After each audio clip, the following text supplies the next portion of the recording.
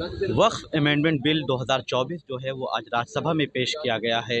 हंगामा आराई हुई है, अपोजिशन ने वॉकआउट भी किया।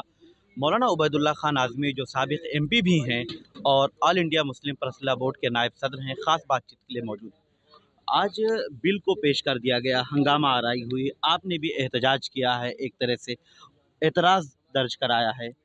क्या हिकमत अमली अपनाएंगे? देखिए, इस प्रेस कॉन्फ्रेंस में आपने सब कुछ सुन ही लिया है। हमारी हिकमत अमली भी सामने आ गई है। ये बिल पास ना होने पाए, गवर्नमेंट इसको वापस ले। इस सिलसिले में मुस्लिम पर्सनल लॉ बोर्ड मुसलसल जब से ये बिल आया है तब से मुसलसल आलम अमल में है और पूरी अवामी बेदारी भी और तमाम नेताओं से भी मिल करके हम लोगों ने इस बात को क्लियर किया। जहाँ तक हमारी जद्दोजहद है, अभी तक तो हम ये देख रहे हैं कि लोगों ने हमको पॉजिटिव जवाब दिया था। 5 करोड़ दस्तखत हमारे जा चुके हैं।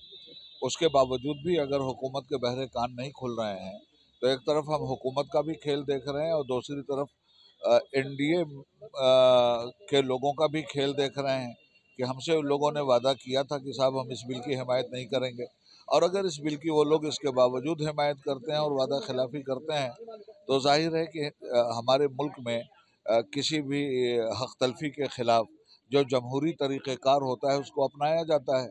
हम लोग भी उस जमहूरी तरीक़े को अपनाएंगे।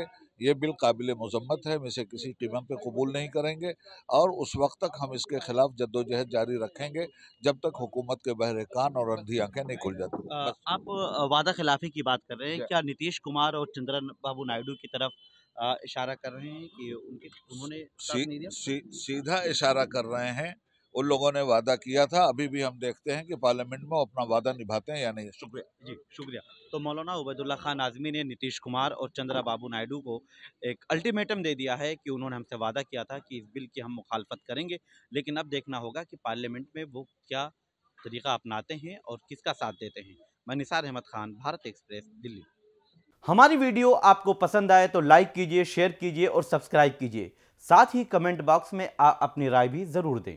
और हां, अगर फेसबुक पर आप वीडियो देख रहे हैं तो हमारे पेज को फॉलो करना ना भूलें।